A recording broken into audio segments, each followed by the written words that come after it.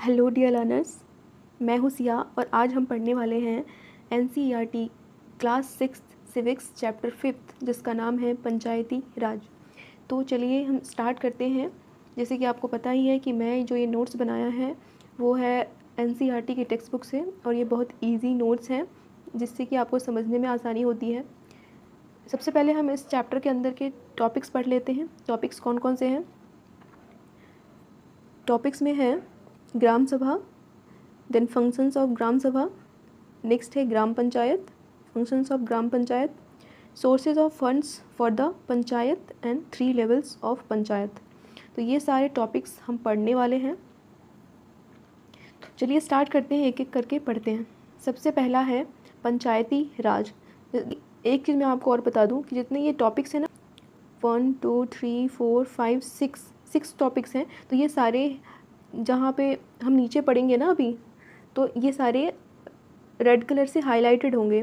ठीक है, ये मेन टॉपिक्स हैं, ये रेड कलर से हाईलाइटेड होंगे। तो चलिए स्टार्ट करते हैं हम इस चैप्टर को। सबसे पहले हम देखते हैं कि जैसे कि हमारा चैप्टर का नाम है पंचायती राज, तो पंचायती राज सिस्टम होता क्या है इसके बारे में हम पहले पढ़ते हैं। ठीक है,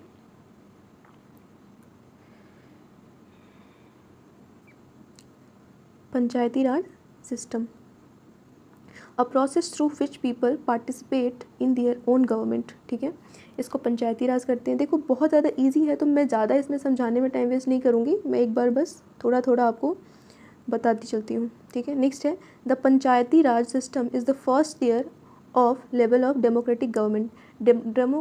डेमोक्रेटिक गवर्नमेंट का सबसे पहला जो स्टेप है, जब सबसे पहला सीढ़ी जो है वो है पंचायती राज सिस्टम, क्योंकि ये सबसे लोकल जो गांव होते हैं, गांव में सबसे पहला जो स्टेप होता है वो पंचायत ही होता है। ठीक है, जैसे कि जहाँ पे छोटे मोटे अगर लड़ाई झगड़े, अगर छोटी मोटी चीज़ वगैरह चोरी कर ली, ठीक है, तो ये सारी चीज़ों का वहाँ पे, ये सारे झगड़े वहाँ पे सुलझाए जाते हैं। ठीक है, नेक्स्ट है इट फंक्शंस एट 3 लेवल्स, जिला परिषद, पंचायत समिति and gram panchayat.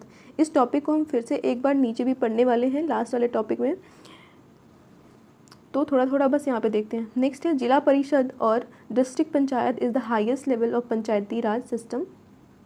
Samiti function at block level under the zila parishad. ठीक है, इस टॉपिक को हम फिर से एक बार सबसे एंड में पढ़ने वाले हैं, इसलिए बस मैं इसको एक बार रीड कर रही हूँ। ठीक है, नेक्स्ट है under the panchayat samiti there are many gram panchayats and comprises panch and sarpanch at village level. ठीक है, तो ये तो बस इंट्रोडक्शन था। अब हम पढ़ते हैं मेन टॉपिक से। जो हमारा मेन टॉपिक स्टार्ट होता है वो है ग्राम सभा। तो ग्राम सभा क्या होता है? The gram sabha is the meeting of all adults who live in the area covered by a panchayat. Panchayat के अंदर जितने भी एरिया आते हैं और एरिया में जितने भी एडल्ट्स आते हैं वो सब इस मीटिंग में बैठे होते हैं ग्राम सभा में। ठीक है, नेक्स्ट है this could be only 1 village और अ फ्यू विलेज। ये हो सकता है अगर कोई बड़ा गांव है तो वो एक ही गांव होगा, अगर छोटे छोटे 1-2 गांव है तो आसपास के गांव भी उस ग्राम सभा में आ सकते हैं। ठीक है, नेक्स्ट है anyone who is 18 year old और more and who has the right to vote is member of the gram sabha. अब ग्राम सभा में कौन आ जाता है? जैसे कि हमने यहाँ पे पढ़ा कि एडल्ट्स यहाँ पे अलाउड होते हैं, तो वही है 18 साल या फिर 18 साल से ऊपर जितने भी होते हैं, उन जो भी जिसको भी वोट का अधिकार है, वोट देने का अधिकार है, वो सभी इस सभा के मेंबर होते हैं। ठीक है, नेक्स्ट है फंक्शन ऑफ ग्राम सभा। फंक्शन ऑफ ग्राम सभा में क्या है? It is the place where all plans for the work of the gram panchayat are placed before the people. Gram sabha का काम क्या होता है? इट इज़ अ प्लेस, ये एक ऐसी जगह है जहाँ पे जितने भी प्लान्स होते हैं ग्राम पंचायत के, क्या क्या काम करना है, कैसे करना है, ये सारे यहीं पे बनाए जाते हैं। ठीक है, और यहीं पे इसके बारे में बात की जाती है सब लोगों के सामने। ठीक है, नेक्स्ट है it keeps an eye on the elected representative and in making them responsible to the person who elected them. ठीक है, एक रिप्रेजेंटेटिव को चुनते हैं, ठीक है, और वो रिस्पॉन्सिबल होते हैं क्योंकि उनको हम इलेक्ट करते हैं। ठीक है, और वो रिस्पॉन्सिबल होते हैं, सारे काम उनके अंडर होता है। ठीक है, अब चलिए नेक्स्ट जो हमारा टॉपिक है वो है, अभी हमने ग्राम sabha and function of gram सभा कंप्लीट किया, अब हम करेंगे ग्राम पंचायत। ठीक है, ग्राम पंचायत में क्या है? It is the executive wing of the gram sabha, ठीक है, एग्जीक्यूट करने वाला होता है ग्राम पंचायत, जिसमें पंच होते हैं, ठीक है। नेक्स्ट है every village panchayat is divided into ward member, ठीक है, स्मॉल एरिया। जैसे कि एक जो विलेज है उसमें वार्ड वगैरह बने होते हैं, स्मॉल छोटे छोटे एरिया, जैसे कि एक बड़ा सा गांव है, उसमें 2-3 छोटे छोटे एरियाज़ हो सकते हैं, 4-5 एरिया भी हो सकते हैं, उसको बोलते हैं क्या, पंचायत को डिवाइड होता है इसको स्मॉल एरिया में, ठीक है, जिसमें पंचायत के अंतर्गत आता है, ठीक है। नेक्स्ट है each ward elects a representative who is known as the ward member panch, ठीक है, वार्ड मेंबर को ही पंच बोलते हैं और इसको इलेक्ट करके लोगों ने अपना चुनकर बनाया होता है, सभी नहीं बन सकते, ठीक है। नेक्स्ट है all the members of the gram sabha also elect a sarpanch who is the panchayat president.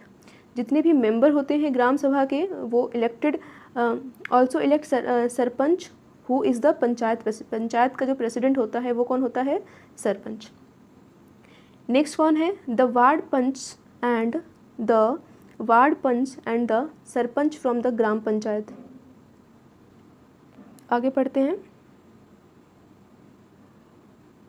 Next है the gram panchayat is elected for 5 year. ये जो ग्राम पंचायत है ये 5 साल के लिए इलेक्ट किया जाता है। नेक्स्ट है the gram panchayat has secretary who is not an elected person but is appointed by the government. Gram panchayat के सेक्रेटरी होते हैं ना, वो इलेक्टेड पर्सन नहीं होते हैं, वो सरकारी जॉब वाले होते हैं जिसको गवर्नमेंट अपॉइंट करती है, ठीक है। नेक्स्ट है the secretary is responsible for calling the meeting of the gram sabha and gram panchayat is and keeping a record of the proceeding. अब सेक्रेटरी का क्या काम होता है, ये रिस्पॉन्सिबल होते हैं कॉलिंग, मीटिंग को बुलाने में, ग्राम सभा, ग्राम पंचायत एंड रिकॉर्ड को रखने में या प्रोसीड करने में इनका काम होता है, ठीक है। नेक्स्ट है फंक्शंस ऑफ ग्राम पंचायत। ग्राम पंचायत पढ़ लिया, अब इसके फंक्शंस कौन कौन से हैं वो देखते हैं। फर्स्ट है it construction and maintenance of water sources, road, drainage, school building and other common property resources. Gram panchayat का क्या काम होता है, रोड सही करवाना, वाटर रिसोर्सेज का ध्यान रखना, ड्रेनेज का ध्यान रखना, schools building and other common property resources. ये सारे काम किसके अंदर आते हैं, ग्राम पंचायत के अंदर आते हैं, ठीक है। नेक्स्ट है levying and collecting local taxes, ठीक है। अब ये लोकल टैक्सेस वगैरह भी कलेक्ट करने का काम है। नेक्स्ट है executive government scheme related to generating employment in the village. Government के स्कीम से रिलेटेड जितने भी एम्प्लॉयमेंट है उसको लोगों को बताना, ठीक है, एग्जीक्यूट करना मतलब। नेक्स्ट है, अब नेक्स्ट टॉपिक पे आते हैं जिसका नाम है source of funds for the panchayat. तो पंचायत के फंड का सोर्स क्या है वो देखते हैं। एक तो collection of taxes on houses, market places, इन सब से अभी हमने पढ़ा था ना कि उनका काम है टैक्सेस वगैरह इकट्ठा करना, है ना, तो यहाँ से इनका फंड है, यहाँ से इनका फंड आता है। और कहाँ से आता है, government schemes funds received through various departments of the government through the जनपद एंड जिला panchayat. Government schemes fund receive कहाँ से करते हैं, जनपद एंड जिला पंचायत से, ठीक है। और नेक्स्ट है donation for community works etcetera से इनके पास फंड्स आते हैं, ठीक है। नेक्स्ट है जो हमने फर्स्ट टॉपिक में पढ़ा था उसी को थोड़ा सा और पढ़ते हैं, 3 लेवल्स ऑफ पंचायत। तो एक तो होता है जिला परिषद, नेक्स्ट होता है पंचायत समिति एंड उसके बाद होता है ग्राम पंचायत। तो जिला परिषद या फिर डिस्ट्रिक्ट पंचायत जिसको बोलते हैं is the highest level of Panchayati Raj system. Next है panchayat samiti function at the block level under zila parishad. Next है under the panchayat samiti there are many gram panchayats that comprise panch and sarpanch at village level. तो ये तीनों हैं लेवल्स ऑफ पंचायत। तो आपका चैप्टर यहाँ पे कंप्लीट होता है। होप आपको समझ में आया होगा, जितने भी टॉपिक्स थे मैंने सारे करवा दिए। अगर कहीं पे कुछ डाउट हो या तो आपको ऐसा लग रहा हो कि मैंने बहुत कम बताया है, थोड़ा सा और मुझे इसमें बताना चाहिए था, तो प्लीज़ बताइएगा। मैं आगे से थोड़ा और स्लोली करके पढ़ाऊँगी आपको। और थोड़ा और एक टॉपिक में ज़्यादा टाइम दूंगी। ये चैप्टर होता है आपका कंप्लीट। अब मिलते हैं नई वीडियो के साथ नए चैप्टर में। तब तक के लिए ध्यान रखिए अपना। Bye bye.